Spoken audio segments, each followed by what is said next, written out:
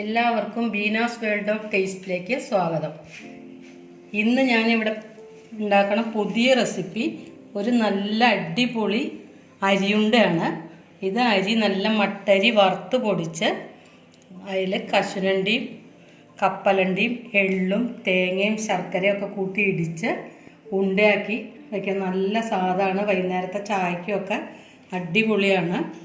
എല്ലാവർക്കും ഇത് നല്ല ഇഷ്ടപ്പെടും. എല്ലാവരും ഇത് ഉണ്ടാക്കി നോക്കുക. ഇനി നമുക്കിത് എങ്ങനെയാണ് ഉണ്ടാക്കുക എന്നുള്ളതൊന്ന് നോക്കാം.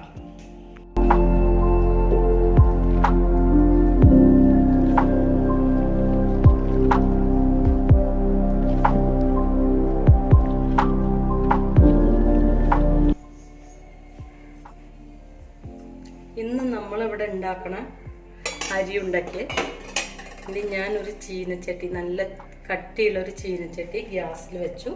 ഗ്യാസ് ഓണാക്കി. ഇനി ചീനച്ചട്ടി ഒന്ന് ചൂടായിക്കോട്ടെ. ചീനച്ചട്ടി നല്ലോണം ചൂടായി. ഇനി ഈ അരിയുണ്ടയ്ക്ക് മട്ടരിയാണ് ഞാൻ എടുത്തിരിക്കുന്നത്. നമ്മൾ ചോറൊക്കെ വയ്ക്കണ മട്ടരി.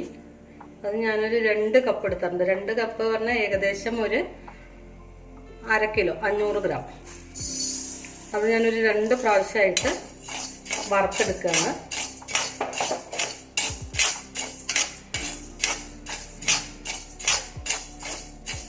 ഇതിലേക്ക് ഞാൻ കടല വറുത്തത് പറഞ്ഞാൽ കപ്പലണ്ടി, പിന്നെ കാഷ്യൂനട്ട്, എള്ള്, ഏലക്കായ, ശർക്കര, ഒരു തേങ്ങ, ഇത്രയും കൂട്ടിയിട്ടാണ് ഇതിലേക്ക് ഈ പൊടിച്ചെടുക്കേണ്ടത്. ആദ്യം ഈ അരി നല്ലോണം വറുത്ത് പൊട്ടി വരണം.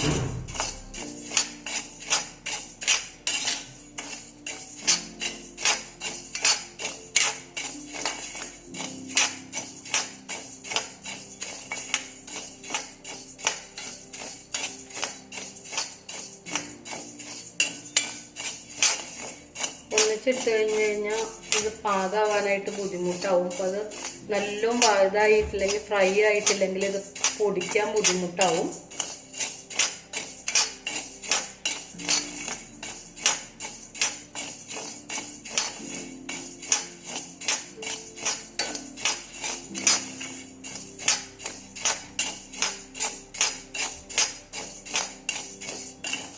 പഴയ കാലത്തൊക്കെ ഇത് വറുത്ത് ഒരലിലാണ് ഇടിച്ചുണ്ടാക്കിയിരുന്നത്. ഇപ്പം നമ്മൾ ഒരലൊന്നും ഉപയോഗിക്കില്ലല്ലോ. നല്ല കശുവണ്ടിയും തേങ്ങയും ശർക്കരയൊക്കെ ചേർത്ത് അടിപൊളിയായിട്ടാണ് ഇത് ഉണ്ടാവുക.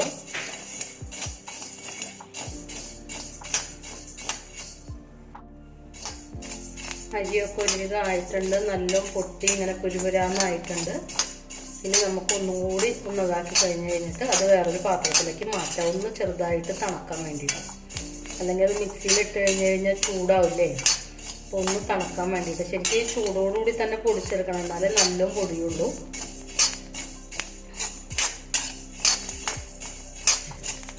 എല്ലാം ഒരുവിധം ആയിട്ടുണ്ട്. പൊട്ടണ ശബ്ദം കേൾക്കണില്ലേ, പിടിന്ന്.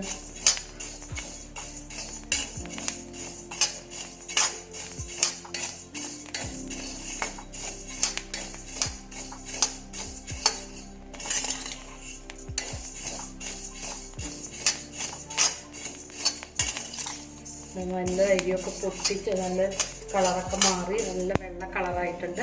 ഇനി അത് തീ ചെറുതാക്കി വെച്ചിട്ട് ഒരു പാത്രത്തിലേക്ക് ഞാൻ മാറ്റുകയാണ്.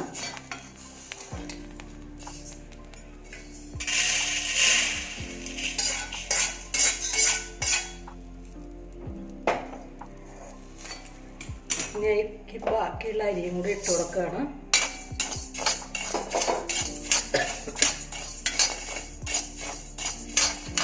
ഇനി ബാക്കിയുള്ള അരിയും കൂടി ഇതുപോലെ വറുത്തെടുക്കുക.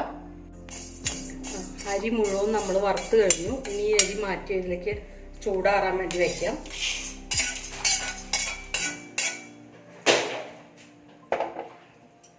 ഇനി ആ ചീഞ്ചട്ടിയിലേക്ക് ഏകദേശം 1 കപ്പിനടുത്ത് കപ്പലണ്ടി വറുത്ത് തൊലി കളഞ്ഞ് വെച്ചിരിക്കുകയാണ്. ഇനി ആ ചീഞ്ചട്ടിയിലേക്ക് കുറച്ച് കാഷ്യൂനട്ട്, ഞാൻ ഇട്ട് കൊടുക്കുന്നുണ്ട്. അതൊന്ന് ഫ്രൈ ചെയ്തെടുക്കുക.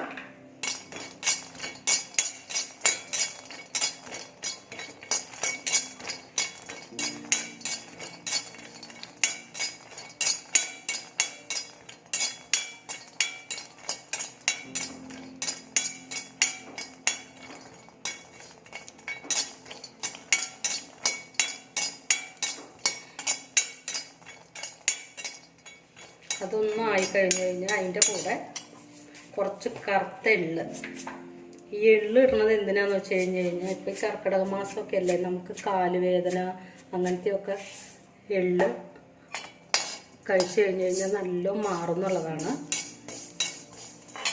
ഞാൻ ഏകദേശം ഒരു 3 സ്പൂൺ എള്ള് ഞാൻ എടുത്തിട്ടുണ്ട്. ഇതിന്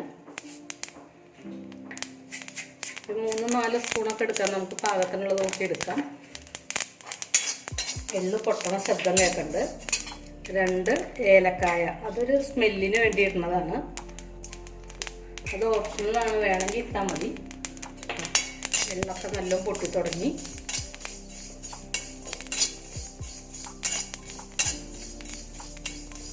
അത് എണ്ണയൊന്നും ഒഴിക്കാണ്ട് ഡ്രൈ ആയിട്ടാണ് ഫ്രൈ ചെയ്തെടുക്കുക.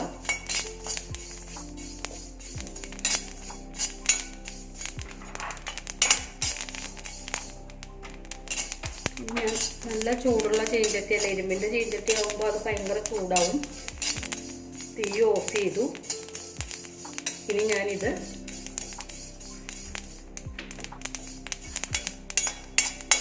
ഈ കപ്പലണ്ടി വെച്ച പാത്രത്തിലേക്ക് ഇട്ട് കൊടുക്കുകയാണ്.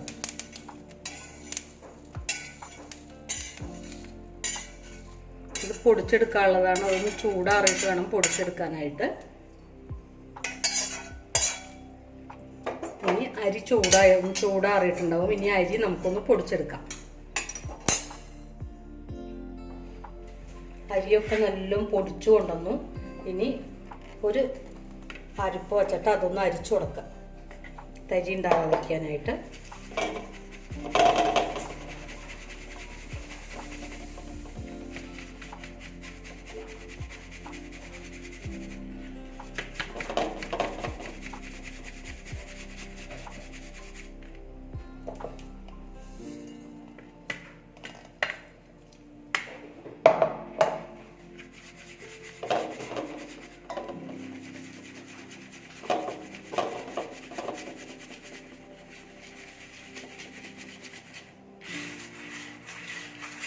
നല്ലപോലെ അരിച്ചിട്ട് ഇതൊന്നും കൂടി പൊടിച്ചെടുക്കാം.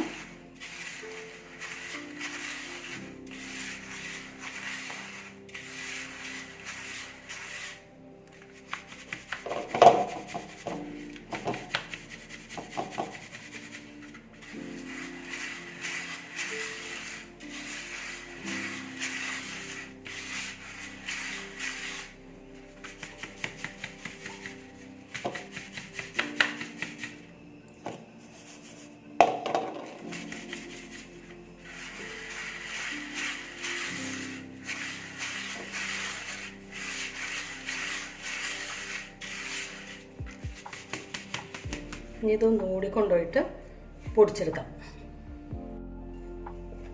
ബാക്കിയുള്ള അരിയും കൂടി ഞാൻ പൊടിച്ചെടുത്തു. ഇനി അതുകൂടി ഒന്ന് അരിച്ചു വയ്ക്കുക.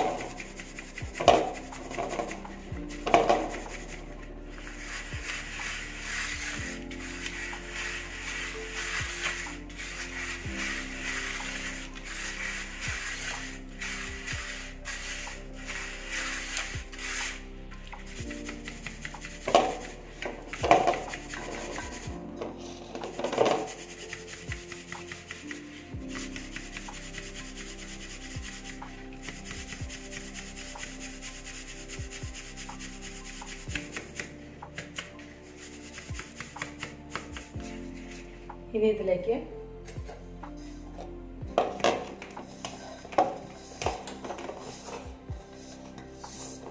ഈ പാത്രം മാറ്റി വെച്ചിട്ട് ഈ മിക്സിയിലേക്ക് ഏലക്കായ, എള്ള്, കപ്പലണ്ടി, കശുവണ്ടി ഇത്ര ഇട്ട് കൊടുക്കുക. ഇത്ര ഇട്ടിട്ട് ഒന്ന് പൊടിച്ചെടുക്കുക. നല്ലോണം പൊടിച്ചു കൊണ്ടുവരാത്.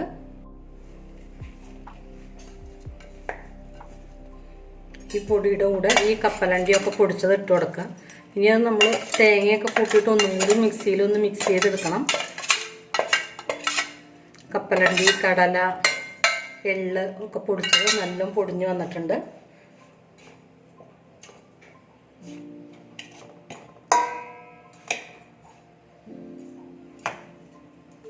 ഇനി നമുക്ക് തേങ്ങയും ശർക്കരയൊക്കെ കൂട്ടിയിട്ട് ഇതൊന്ന് ഇടിക്കാം. അപ്പോൾ പൊടികളെല്ലാം നല്ലോണം പൊടിച്ച് തരിച്ചു വെച്ചതാണ്. ഇനി തേങ്ങയും ശർക്കരയും കൂടി ഇതിൽ മിക്സ് ചെയ്ത് കൊടുക്കണം. അതിന് ഞാൻ ഒരു 400 ഗ്രാം ശർക്കര അത് നല്ലോണം ഒന്ന് ക്രഷ് ചെയ്ത് വെച്ചിട്ടുണ്ട്. ഇനി അതൊന്നും കൂടി ഇതിലിട്ടിട്ട് പൊടിച്ചു കൊടുക്കണം. അതിലേക്ക് ഒരു തേങ്ങ, ഒരു വലിയ തേങ്ങയാണ്.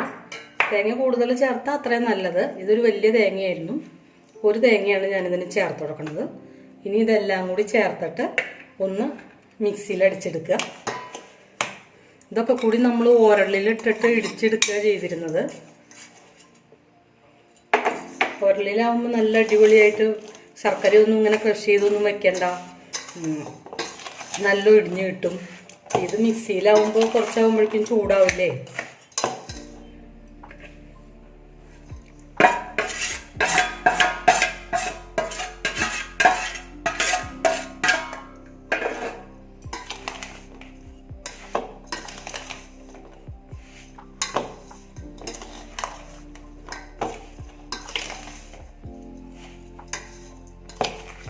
ഇനി ഇത് ഞാൻ മിക്സിയിലിട്ടിട്ട് നല്ല എല്ലാം കൂടി ഒന്ന് മിക്സാക്കി എടുക്കുകയാണ്.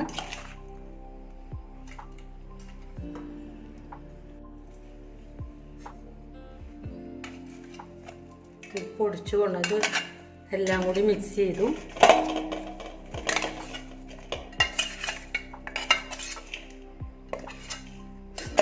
ഇനി ബാക്കിയുള്ളതും കൂടി ഇതുപോലെ ഒന്ന് മിക്സ് ചെയ്ത് കൊണ്ടുവരാം.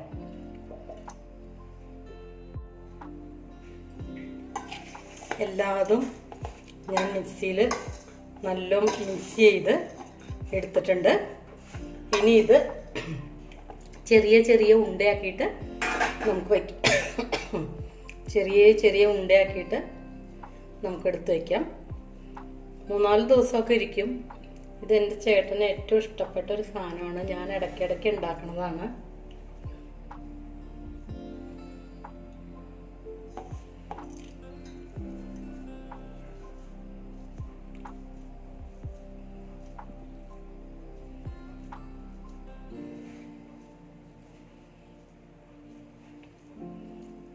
ചെറിയ ചെറിയ ബോൾസായിട്ട് ഉരുട്ടി ഇതെടുത്ത് വയ്ക്കുക.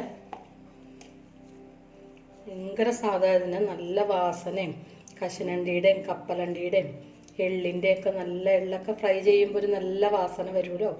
ആ വാസന ഉണ്ട്. നല്ല ചെറുതായി ഉരുട്ടി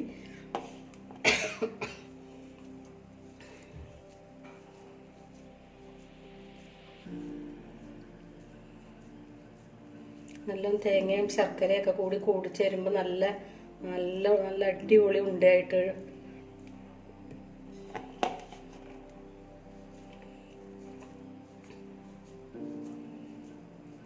ഇങ്ങനെ ഇത് എല്ലാതും ഉരുട്ടി വയ്ക്കുക. വളരെ സ്വാദുള്ളൊരു ഇതാണ്. എല്ലാവരും ഇതൊന്ന് ചെയ്ത് നോക്കണം. നല്ല സ്വാദാണ് ഇതിന്.